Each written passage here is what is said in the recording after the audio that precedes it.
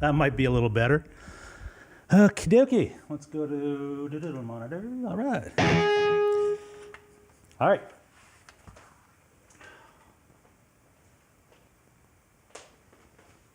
Okay, you should be able to still hear me. You gotta play the button game when you start this show.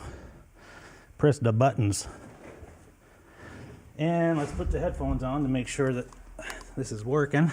Test 1, 2, and it seems to be working. We'll shut that off for now.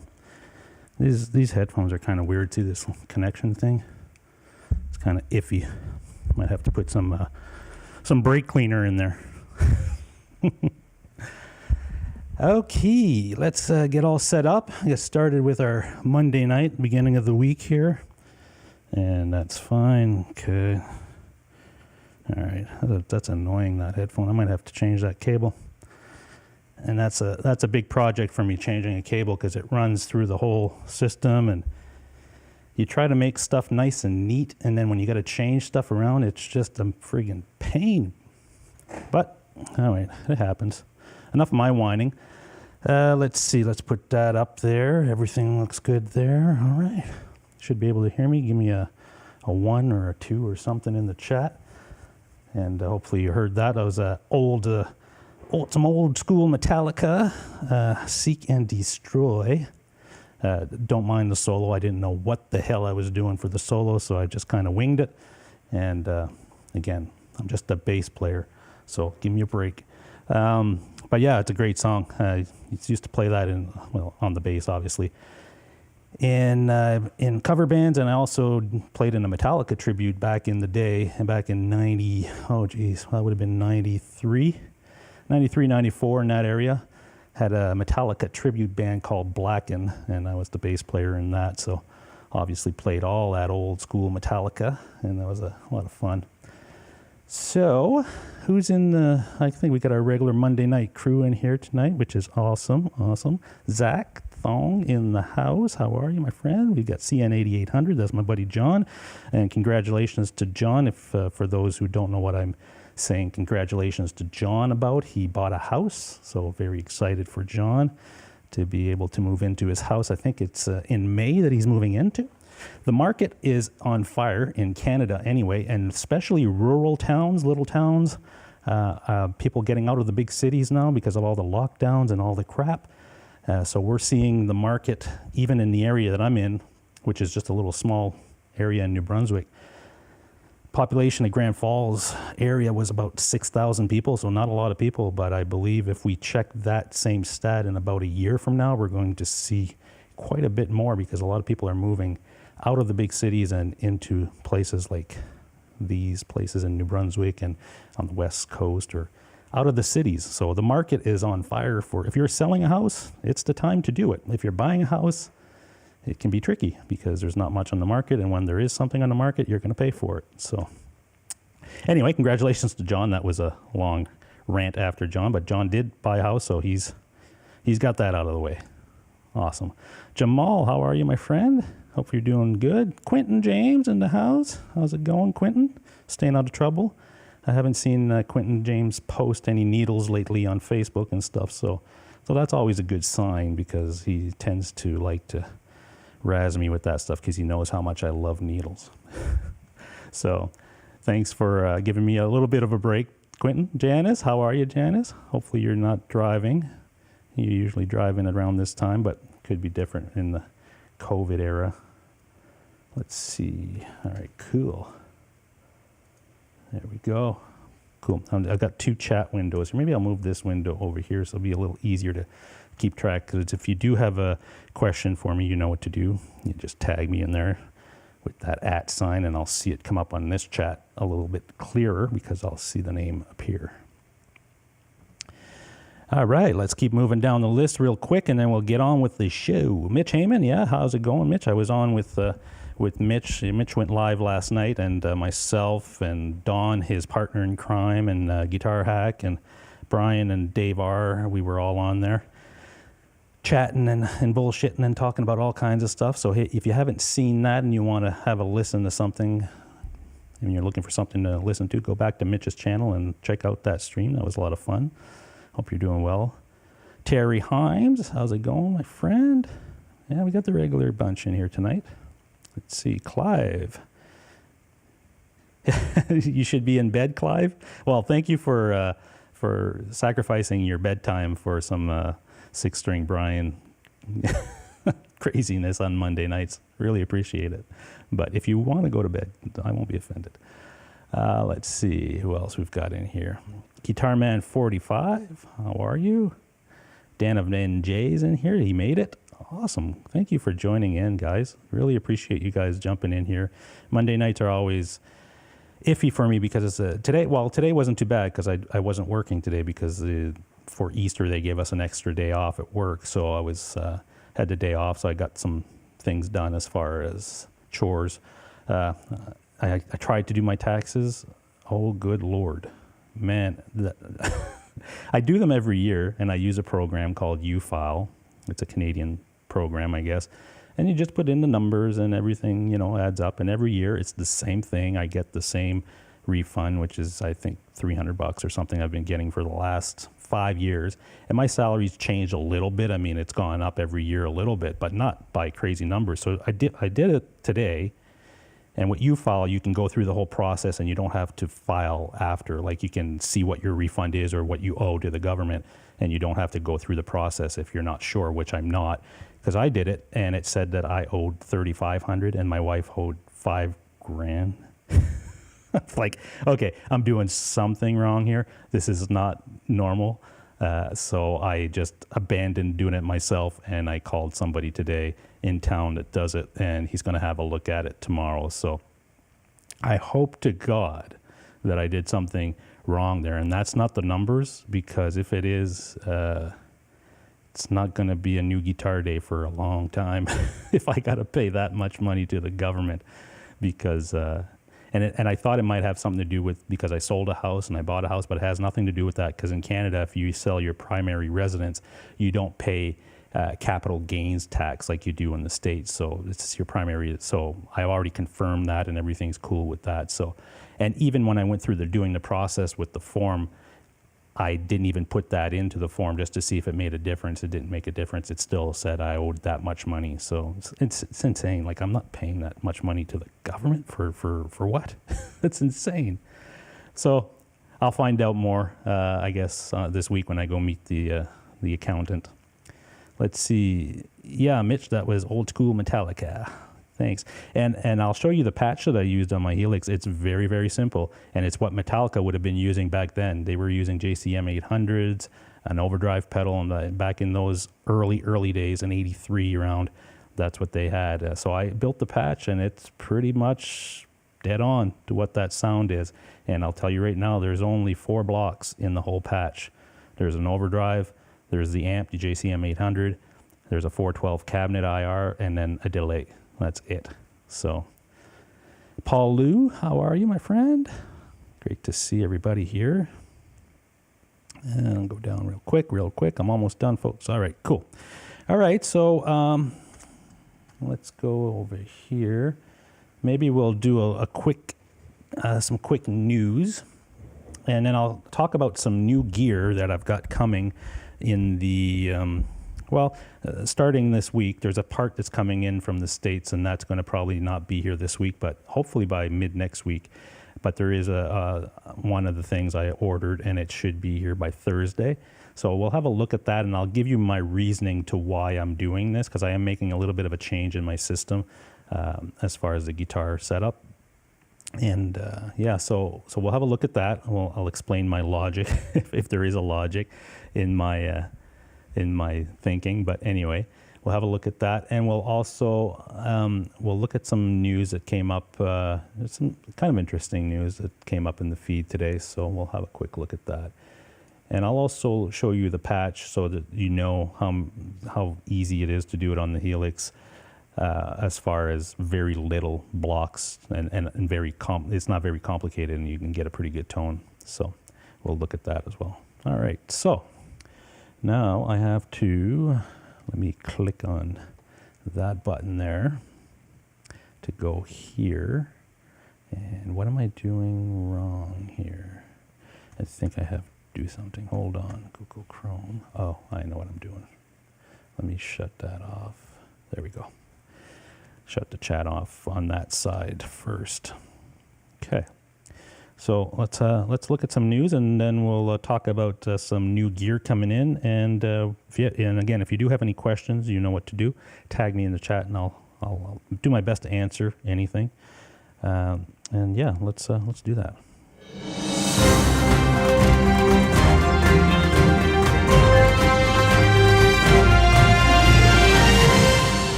All right, so we're going to look at this day in music. Obviously, we've got some stories that have come up in today's This Day in Music. It was on this day in 1985 at 3:50 p.m., I guess, Central Mountain Time. All kinds of radio stations worldwide aired the first airing of We Are the World. So that was back in 1985 on this day. I don't know if you guys remember that, but yeah, that was the big deal. It was on, let's see, where does it say? I wanted to see what the album or that song sold for. It went certified multi-platinum, We Are the World, quadruple platinum certification by the recording industry. So yeah, it was a pretty big deal back then. I didn't realize it was that far back in 1985. Oh, what's this? Okay, sorry. I just saw my screen change there. But yeah, that was an important day. And also on this day, it was on a sadder note, I guess, a series of things happened to some pretty big celebrities.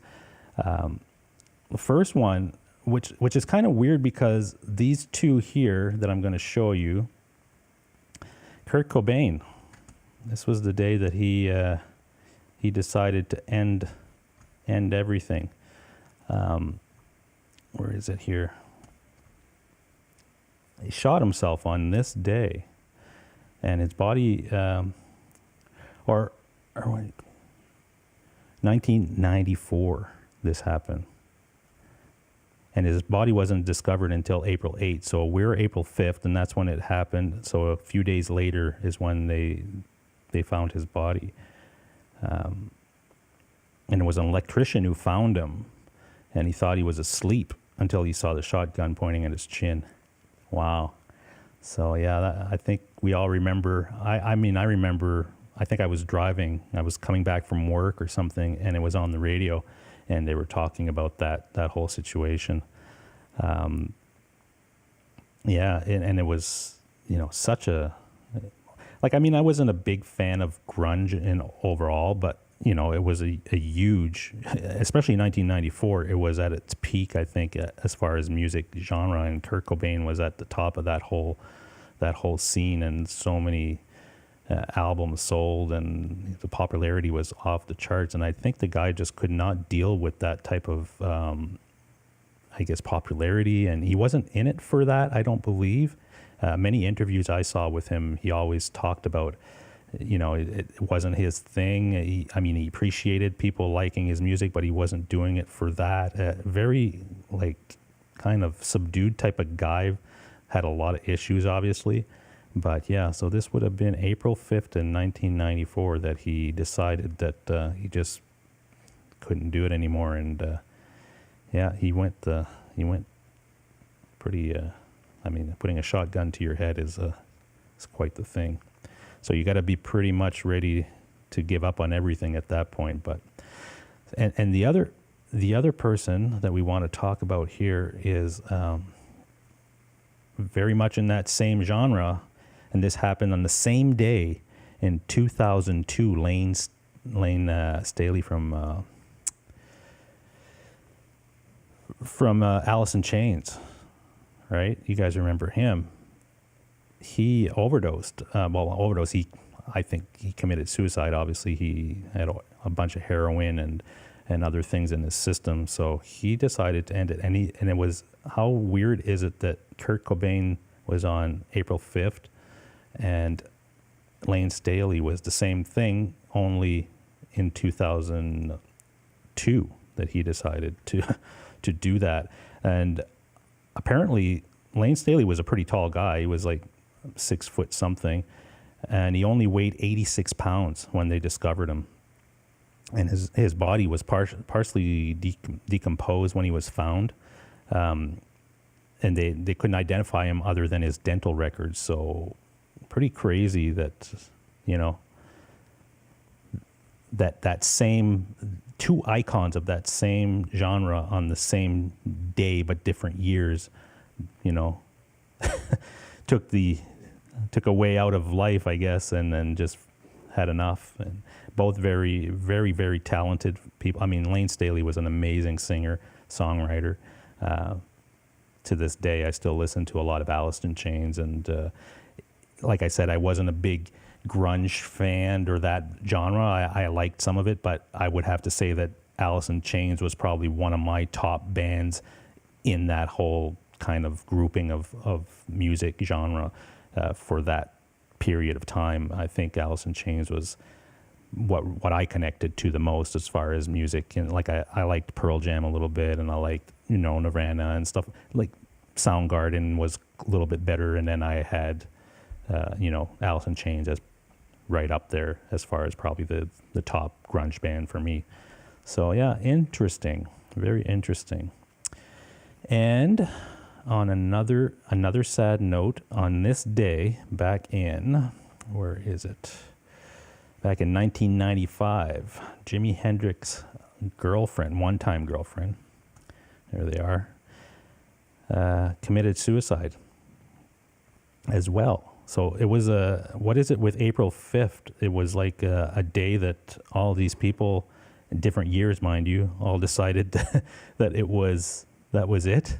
And unbelievable. But yeah, this was Jimmy's girlfriend, and she was a skater, a figure skater apparently, and she committed suicide. And the story with her is that she committed suicide 2 days after losing a court battle with another of the guitarist's ex-lovers. So she was in a court battle with another one of Jimi Hendrix's girlfriend or wife, or I don't think Jimmy was ever married, but she went to court, I guess, and lost this court case, and then went home and committed suicide 2 days after that. So that was in 1995 on this day. So lots of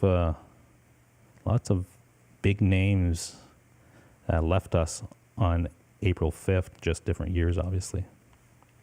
Let me go back here.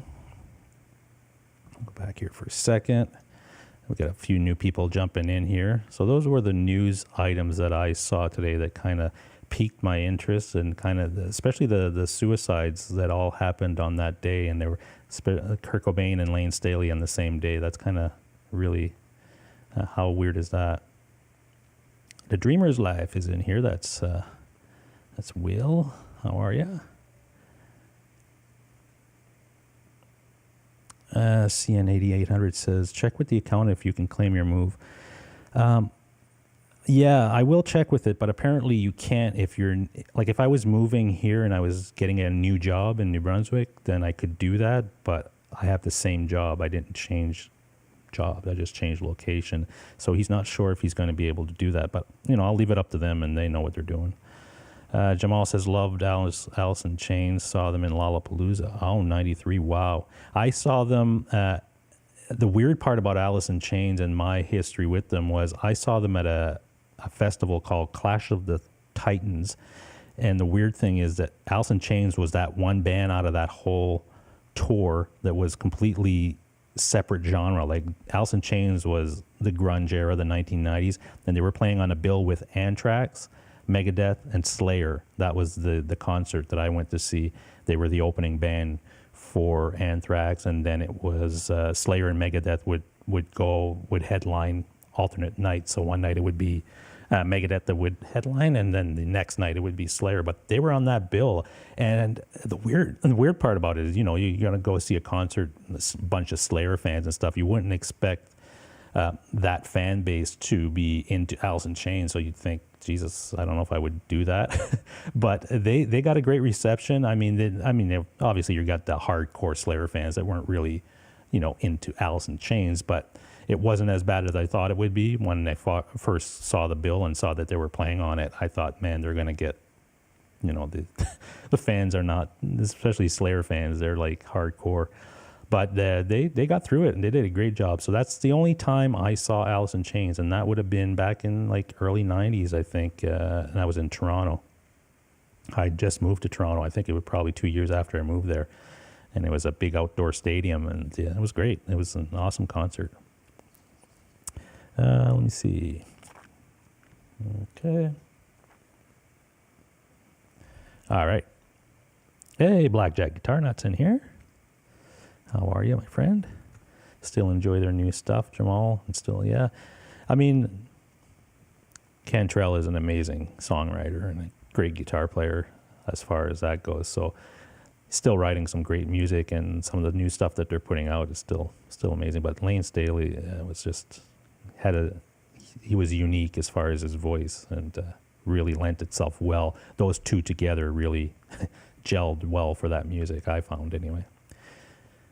Exotic Gabe, that's my nephew. How are you?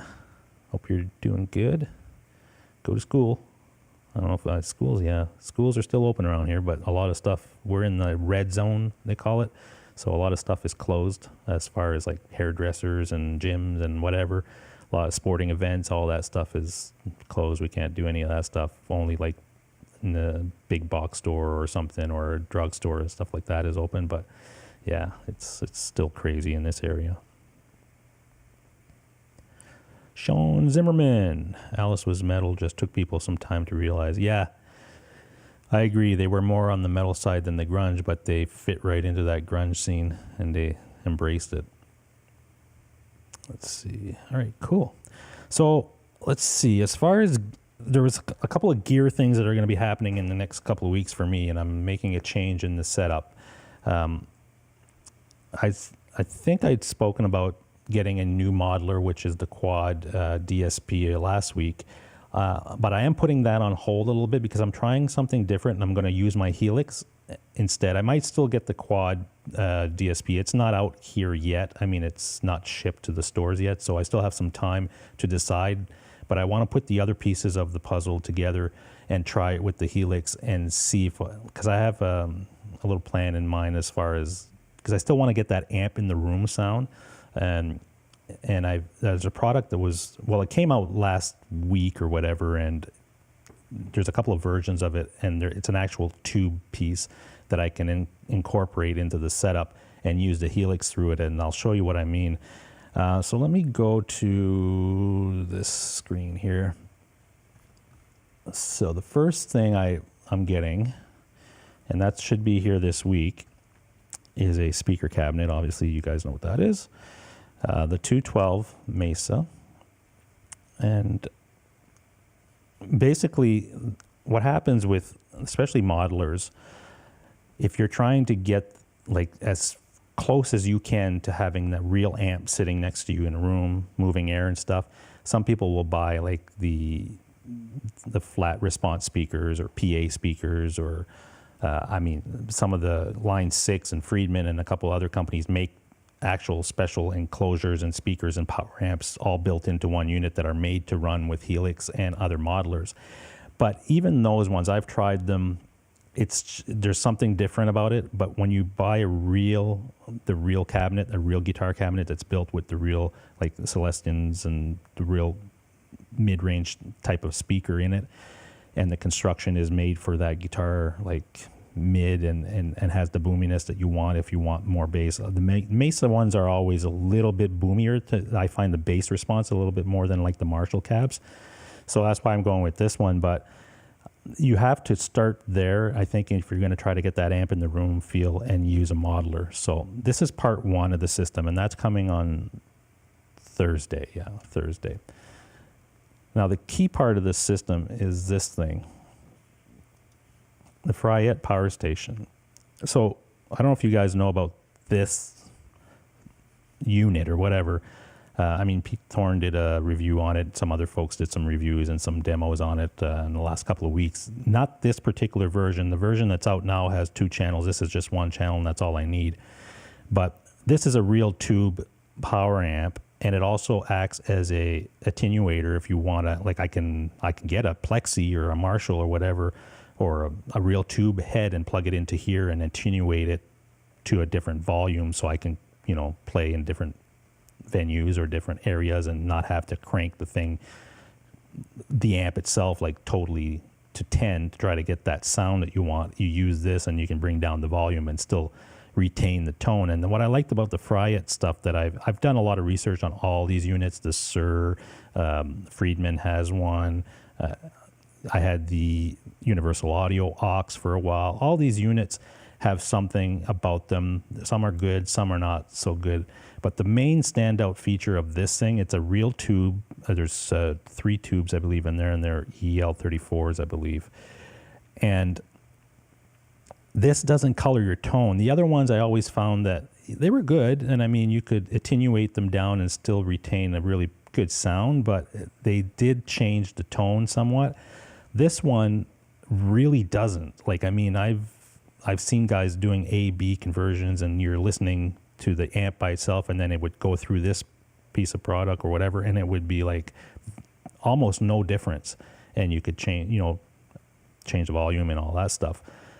But somebody made a good review the other day and posted that if you're using a modeler, this is an awesome piece of gear, because you can plug your modeler in here as well and just use it, because it is a 50-watt amp itself, a tube amp. So the thinking is that you would plug in your modeler in here, and your speaker would be plugged in here as well. But in your modeler, you would only use the amp model. You wouldn't use like an IR or a speaker cabinet, because you're using a real speaker at that point, and you're going through real tubes. And the people like, I think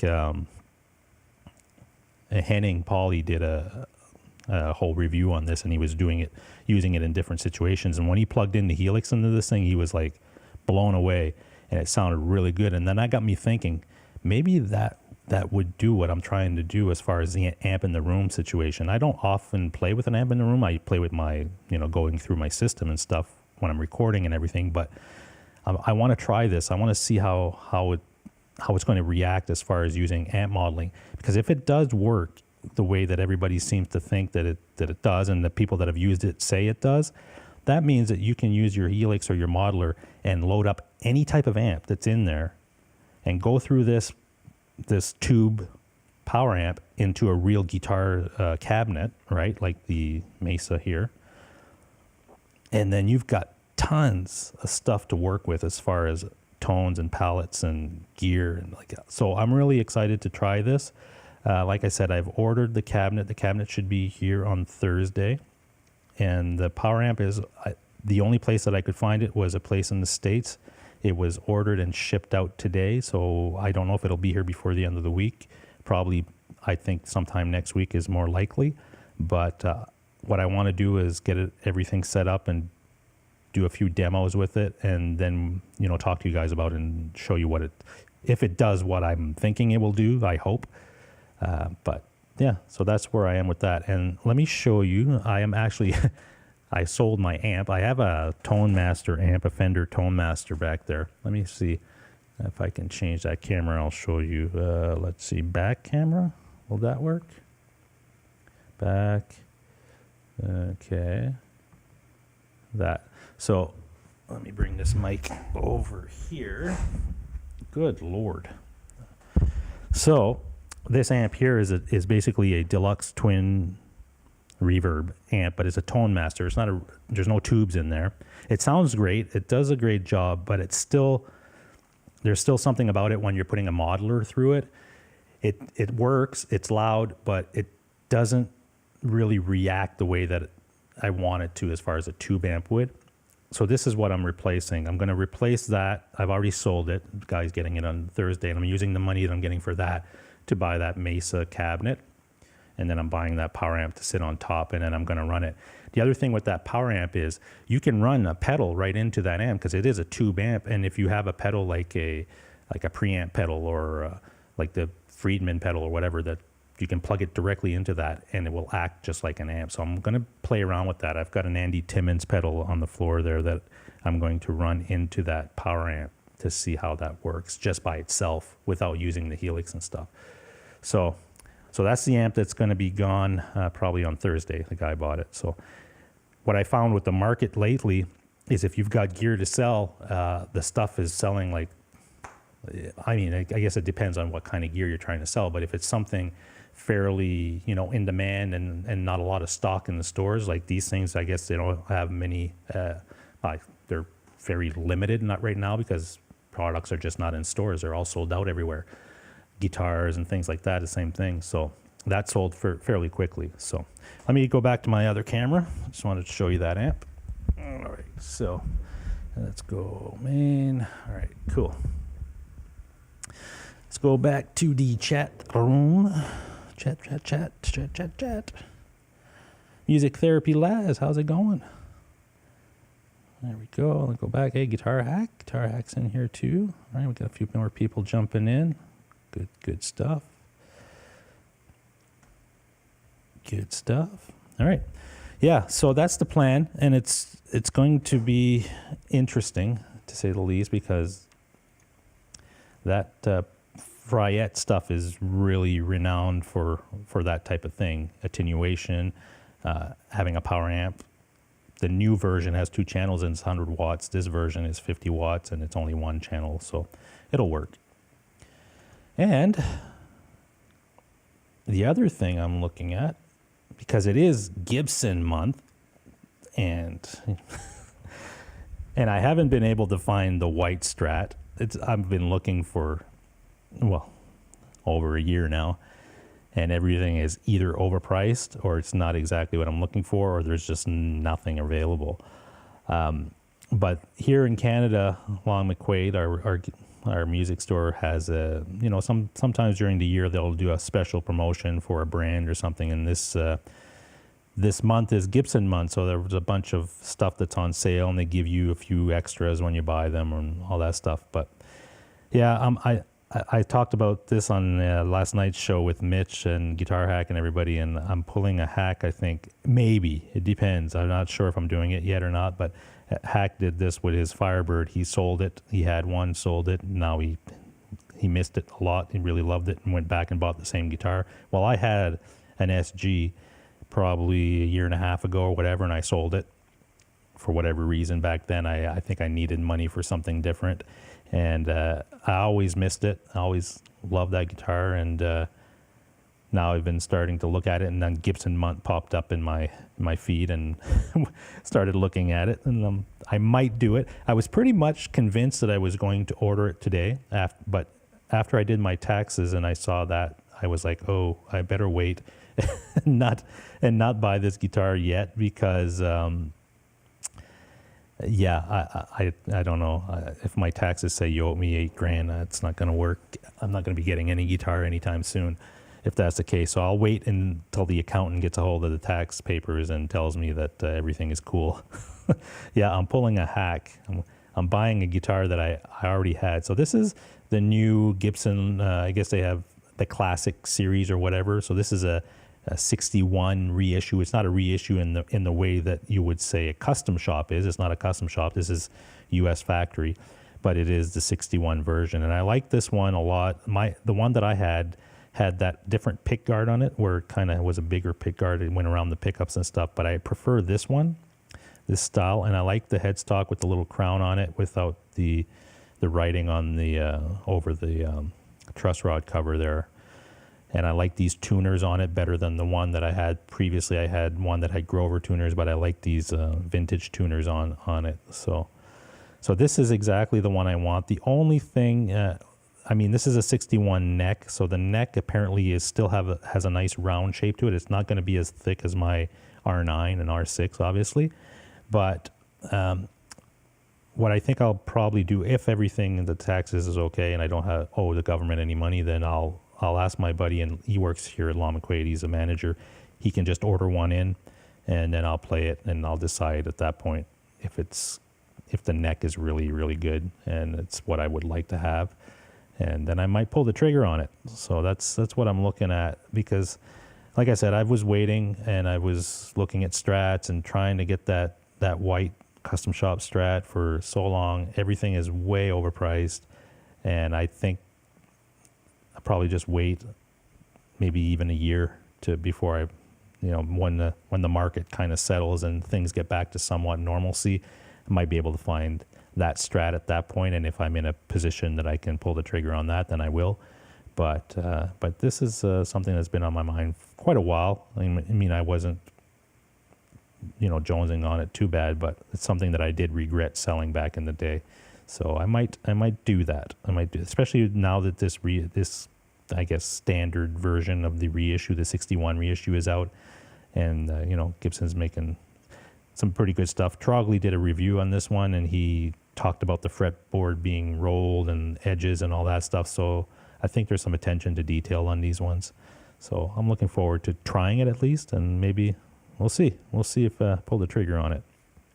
Rocks de Blues is in here. The SGs are nice. I have an EP that is limited edition with an amber quilt. Oh, cool. Quilt top and mint and case from 2010. Oh, nice.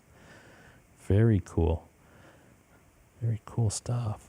Okay. Yeah, and I looked at they've got other ones. They've got the ones with the tremolo, like the side vibrola and this tremolo system here. But I don't want that.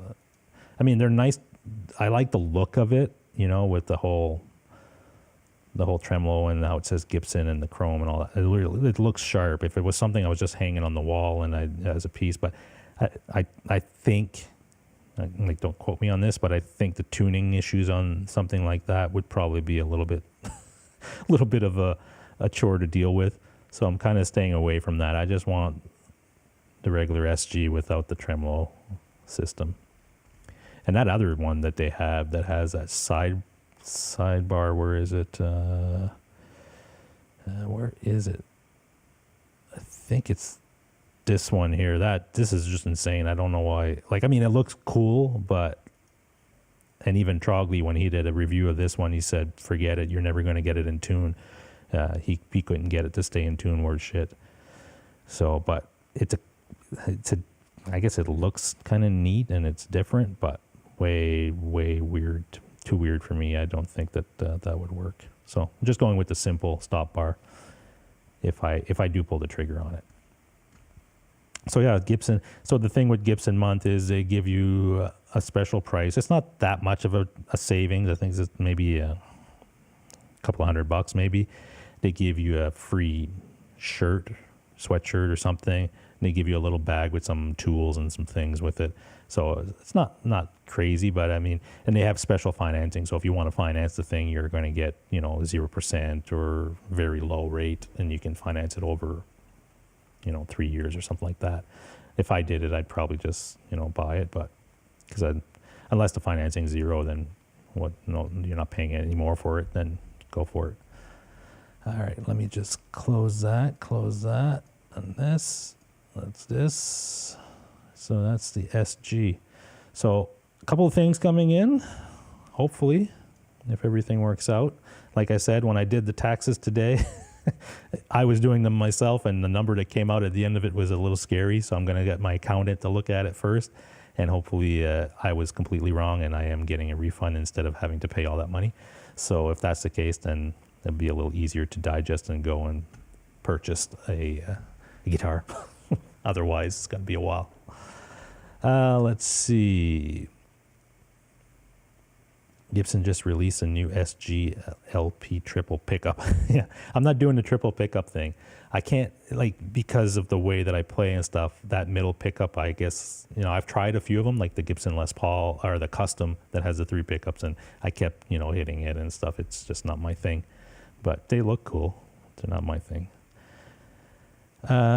Mitch Heyman says Sweetwater has only 3 SGs in stock, all custom between. Wow, only 3. In Canada, I checked on Saturday when I went to see my buddy, and he said there's 8 of the ones that I want in the system in all of Canada. So there's only 8 of them. So I've asked him. Well, I'll call him tomorrow. I don't think they sold 8 over the weekend, but I hope not. And have him get one shipped to her in Grand Falls, and then I'll go see it. And if I like it, I'll take it. But yeah, it's low stock everywhere as far as guitars go. It's really bad in the stores. And NJ says, I'm so glad you passed on that Fender. Yeah, and oh yeah, let's talk about that. The Fender that we looked at last week that was a brand new Fender custom shop. I think it was called Dirty Blonde or something like that. It already had a refret on it. I guess the guy bought it and didn't like the frets that came with it, so he got them all refretted to a different fret. So I found that kind of weird, and there was a couple other guitars on that site that had the same issues that got refret. So I called that store, but nobody answered, and I left a message and nobody called me back. So I wasn't planning on getting it anyway. I just wanted to ask, why would they take a brand new custom shop and do a refret on it? Or, I just was kind of curious why they were listing it that way. Was there something else going on? But nobody called me back, so I just gave up on even asking the question. I wasn't planning on buying it anyway, but I was just curious. Why would somebody do that? I mean, I don't know. I don't think I would. If I was buying a custom shop guitar, I would buy the custom shop guitar that came with the frets and everything that I like, and that's what I would pay for right off the bat, instead of buying something that wasn't and then have to put more money into it to put a specific fret. But that's just me. But no, they never called me back, so I guess it's a good thing. I was going to pass anyway, but I was curious on the explanation that I was going to get on that one. Let's see. Guitar. Quentin says Guitar Hack and me should do a live stream about taxes. No, that would be pretty bad, especially after I did my thing today and I saw when you see the results, you go through, put all your numbers in and everything, and you click on results, and you're expecting to see what you saw last year, maybe a few $100 or $100 difference or whatever. Tax rates and things change. I understand that, but when you see that I got $300 last year, and this year they're saying I owe $3,500. There's something wrong, and nothing's changed in my situation as far as job, salary, all that stuff. Everything is pretty much what it was last year. So yeah. Let's see. Janice says that was nice photography. Yeah. So that's the other thing I did on the weekend. Since COVID started back in March, I was doing a lot of photography before that, and I was actually, that was part of my job, and I did it as a freelancer as well. Had clients and everything. But when COVID happened and everything shut down, and you couldn't really, I kind of took a break from it just because I couldn't really book clients and everything because of the situation. And it had been a while since I even took my cameras out, to go out and professionally shoot. Like I have my iPhone, and when I go like trail riding or something with the snowmobiles or whatever, I have my iPhone with me, and I'll take a few shots there, and I'll do a quick edit on it when I get home and I post them. But to actually go out with my real cameras and lenses and tripod and go out and do an actual shoot and stuff, it had been at least a year. It's crazy how long it had been. And when you don't do that stuff for a while, it's like muscle memory, right? There's a lot of things that it takes a while. Like it took me a few hours out there, while I was doing landscape stuff on Saturday. It took me a few hours to get back into that mindset. And once I did, then it was coming back real quick, and I knew what I was doing. And, some of the stuff that I was very natural to me started to come back. But at first it was like, oh my God, I can't believe that, I struggled a little bit. And then when I got the photos home, I always do a quick edit, like a quick thing, not very much. I use Photoshop and Lightroom, no filters or anything like that. Just, highlight some rocks or edges and just some fine tuning to really make the photo pop. And even doing some of that work I hadn't done for so long because I wasn't doing it. And then going into Photoshop and remembering how I would process photos in the past, it took me a while, and I was starting to get a little depressed about it because I used to do this in my sleep. It was like no problem at all. I was doing tons of it, and then headshots, people, families, everything just was easy. And now I open this program and I put my photo in there. I'm like, oh my God, how did I do this? And where's this tool? And stuff has changed as well in some of the software. Because if a software like Photoshop or whatever has a few updates per year, they change stuff around. And I wasn't using it to that extreme. I was still using it for work for certain little things, but not to process photos and things of that nature like I was doing in the past. So yeah, that was quite the eye opener, saying you better keep up with your skill set if you want to retain it. Because now I'm going to start getting back as this COVID stuff starts to die down. Let's hope in the summer, I'm going to start putting myself back out there as a freelancer and start taking photography jobs again. So the goal is from now until the summer to get, to just basically like working out, start working out that muscle, that creative muscle, and the software and using the lenses and everything, so that when I'm ready to start promoting the business and stuff and taking clients, that I'm okay. I'm not all like, oh shit, I don't know what I'm doing again. But yeah, let's have a quick look. I'll show you the cool thing about the photos I took on the weekend. They were just in my backyard, basically a 15-minute walk from me, and that's what I have here, which is awesome.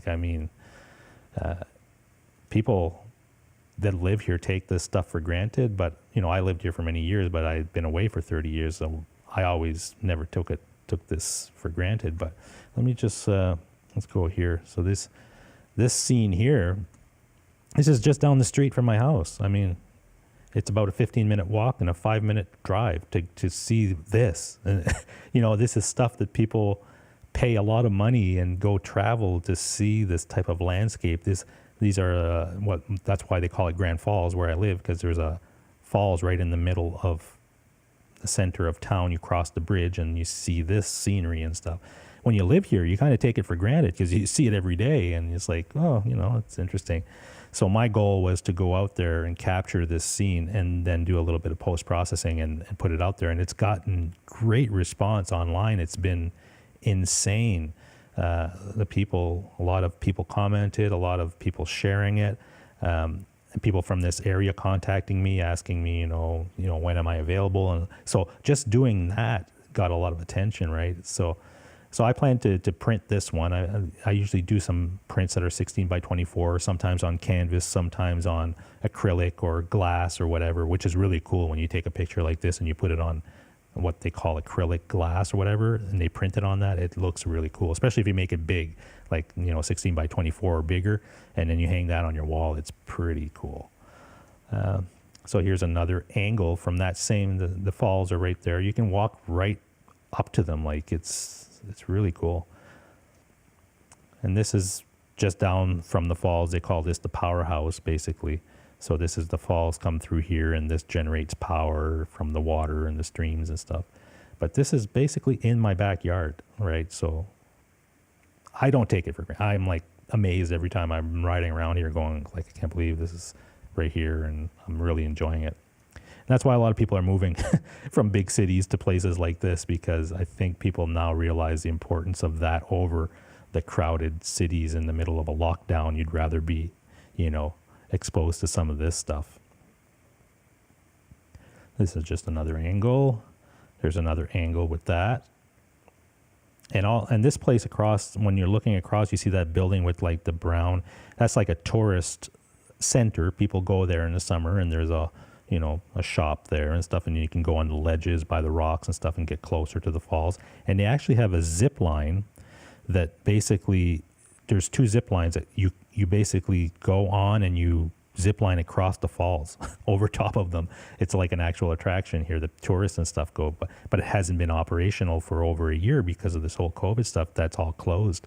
So they're losing a lot of money with the tourists, revenue that the town would get.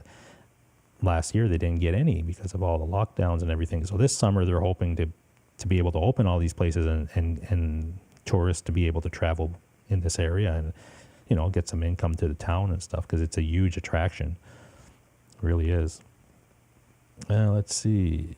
Mitch says, beautiful. Thanks. Yeah, Mitch, that's true. If you don't use it, you lose it.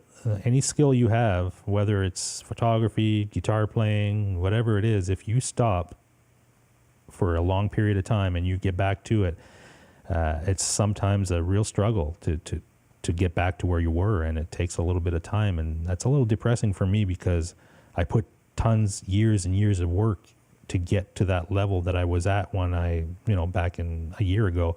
And then when you stop for just, a year or 8 months or whatever, and you get back to it and you've lost a lot of it really quick, it's eye-opening. So it's just like working out, right? If you work out every day and then all of a sudden you stop for a year and you eat like crap or whatever, it's going to, you kind of go on, get discouraged or whatever, and then you try to get back into it. It's really hard.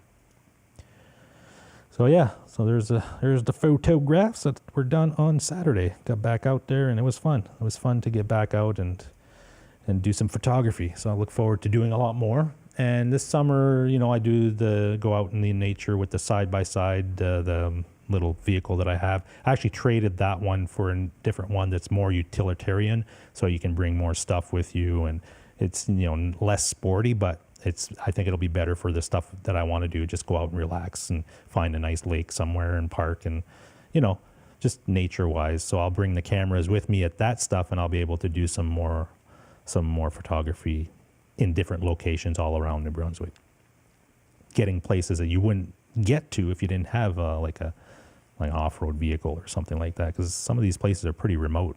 They're like right out there. Let's see. Guitarman 45 says, anyone going to NAMM in July? I don't even know. I don't know if I am not. I know that because I would go. My work usually lets me go to a few conferences per year, and one of them is NAMM because it's audio and stuff, so it's multimedia related, and that's my job. So, but my work is not allowing any of its employees to do any traveling at all until 2022. So if I do go to the next NAMM, if that ever happens again to the extreme that it was back before this whole COVID situation happened, it'll probably be in January at the California one. This summer, I won't be able to travel unless I did it on my own dime. And that would be still if Canada opens up the borders, because right now you can travel outside of Canada, but then when you come back in, you have got to take a COVID test. You got to self-isolate for 14 days. There's a whole list of things that happen. It's just not worth it to travel right now for us in Canada. So yeah, unfortunately, if NAMM does happen in July, for me, it won't. Let's put it that way. It just, I would love to go because I love Nashville so much. I had such a great time when I went. I just, I would go in a heartbeat. I think I enjoy the Nashville NAMM more than I did the California one. And the California one is a lot bigger. So there's a lot more things to see when you're at NAMM, and there's a lot more of that experience. But it just felt different. The Nashville one is a smaller show, still a lot of stuff to see, but it's the other events that happen at Nashville, like going out to Broadway and going to some of the special events like the Gibson event or whatever, and the concerts and things. It's all pretty much located within the same area, and it has that vibe, that Music City vibe that I really like. For some reason, I really gelled with. So I enjoyed it more than the California one, to be honest with you. So I will miss not going in July if it does happen. Nobody knows right now what it's even going to look like if they allow conferences again. So we'll have to wait and see. Let's see. Zach says, nice pictures. Thank you, Zach. Much appreciated. Much appreciated. Let's see. Mitch says, exactly. Forgot so much on guitar. I felt like I'm regressing sometimes. Well, I mean, it's like anything, right? If you don't do it every day, and as we get older, I find that you don't get back that stuff real quick. Like when you're younger, I guess you can take a break of something and get back to it, and it takes you less time to get back to where you were when you stopped, if that makes any sense. When you get older, it takes you a little bit more time. I don't know if it's memory thing or what it is, but that's what I find. It's like riding a bike. I haven't ridden a bike in a long time. You get on it, and it's like, oh, okay. It takes a few minutes to get that back into your system. Guitar Man says, I live in the middle of the woods, but not have waterfalls. Yeah, there's a lot of nice places out there, and sometimes people take it for granted that because they live around that and they see it every day. But when you're away from it and you come back, like I did, I was away from it for 30 years. I still come down here for vacation and stuff during those 30 years. But even when I did that, I'd appreciate it, but not like I do today. Like today, I really take it all in, and I'm like, this is a special place. And a lot of people that live here, like my niece and nephews and stuff, they couldn't care less. I'm like, guys, you're going to take this stuff in, because once you're older and you move to the city and stuff, you're going to miss these small towns and these things, right? I felt that way, and now I don't take it for granted anymore. Quentin James says, Hack wants to go if he can drive around the state of Kentucky. I think Hack and driving in Kentucky should not happen anymore. It didn't go well for him. But hey, it is what it is. Anyway, we're at the top of the hour. I'd like to thank everybody for joining me today. Like I said, next week, well, hopefully if I get this gear in this week, it'll be something that we can have a look at together. Maybe we'll plug it all in and do some stuff and test it live if I have all that stuff. And if the Taxman is okay with me, then maybe the SG will be coming home, and I'll show you guys that stuff as well. But thanks for jumping in. It's always appreciated. Monday nights, just to kind of sit and chill with you guys for an hour and, get your mind off regular, craziness that's going out there in the world. It is what it is, I suppose, but it's nice to just chat with you guys and sit and do a quick show about whatever. And again, these shows aren't scripted. They're not, they're a little bit of planning to do, like cover a few stories or whatever, but anytime anybody wants to talk about a topic or bring up a question or whatever, I'm always open to all that stuff. So it's nice to be able to hang with a good community of people and talk about, stuff we have in common, or stuff that we might not have in common, but we learn about, that might be interesting to some folks. So with that said, I would like to give you guys have a good week salutation, and be good and be safe, I guess, out there. Don't get involved in too much craziness. Play a lot of guitar. That's always, for me, that's I can come down here and play for a few hours and takes my mind off all that craziness, and it really helps. It really does help, folks. So definitely take the time out to take some time for yourselves and enjoy, playing guitar or whatever hobby you're into, and take some time to actually participate in that stuff and forget about some of the craziness in life that we're living through. So with that said, we'll see you next week. Maybe sometimes I do a live stream during the week. I haven't done one in a long time, so I'm due for one. Just keep an eye out if you get the notification. If you are subscribed to my channel, hit that bell so it gives you a notification if I go live. And I might be on a couple other shows with some folks that have asked me to be on with them in the next week or so. So I might do that. Just depends on timing and what I have going on, but keep an eye out for that. And I also have a special show happening in the very near future. I don't have a date yet, but I did speak with the person, and it's a person that everybody in the community knows very well. So I won't spoil it by telling you who it is yet, but it's very cool. But it won't happen on a Monday night because of his scheduling.